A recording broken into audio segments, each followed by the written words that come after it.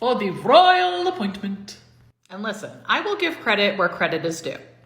Camilla Tominey wrote today's newsletter, and it actually focuses on the working royals.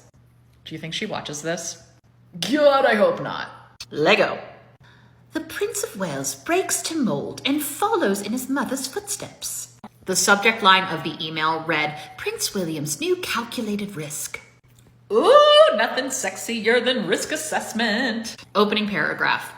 If a criticism can be levelled at the Prince and Princess of Wales, then it is perhaps that they have a tendency to play it a bit safe. Introverts rather than extroverts, they have historically resisted doing anything too far out of their comfort zone for fear that any attempt to appear too edgy might backfire.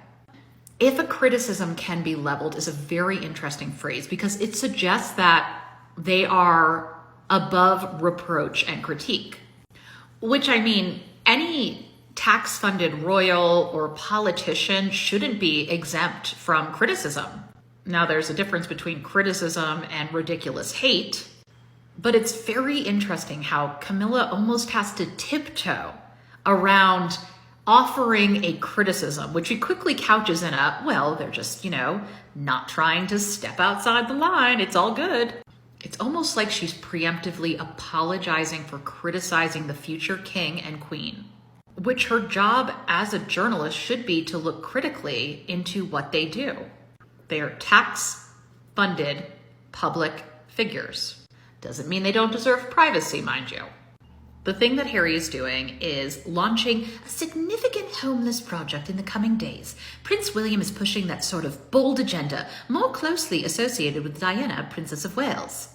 This is actually really interesting because I was going through the archives and they talk about Diana's visits to homeless centers and they're very negative articles. They basically scoff at this and talk about it being attention-seeking behavior, a way to escape her actual palace life, which, again, is that idea of how can you have any complaints when you're royal? Very different how Princess Diana is being brought up in this article, as opposed to last week with Harry, where Camilla basically accused Diana of bringing her own death upon herself, and that maybe Harry should be a little more interested in drunk driving or seatbelt wearing than causes against the media. Completely ignoring the fact that there are already regulations around seatbelt wearing and drunk driving, but no matter. And to be clear, both brothers should be allowed to honor their mother's memory and fight for things that she was passionate about. Landmines, people experiencing homelessness, AIDS research, and an invasive media and paparazzi ecosystem. Continuing on. She goes on to say that these are absolutely the kind of initiatives that William and Kate should be behind because, quote, in a bid to appeal to as wide an audience as possible. Homelessness is a subject that all compassionate people care about, but that the left are likely to be vocal about. Isn't that telling? She's like, well, all people should care about it, but there's actual political parties that care more than others. Let's talk about the quiet part out loud. But then there's almost this warning. It's crucial the Waleses can occupy that space as well, as appeal to their perhaps more right-leaning fan base.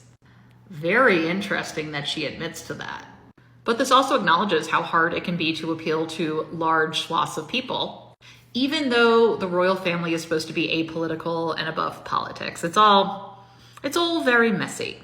She does concede that, quote, while it may be easy for cynics to ask, what does a royal with several mansions at his disposal really know about homelessness?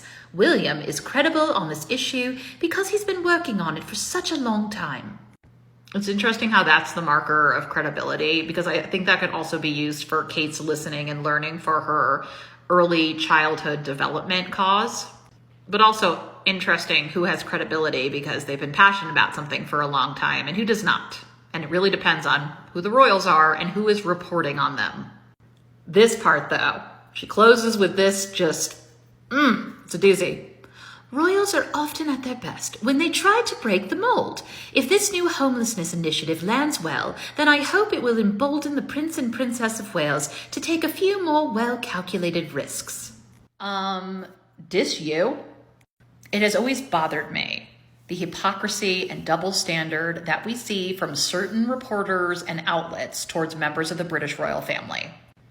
Because When you write a fluff piece like this one, how can anyone not see this as an extension of the royals' PR?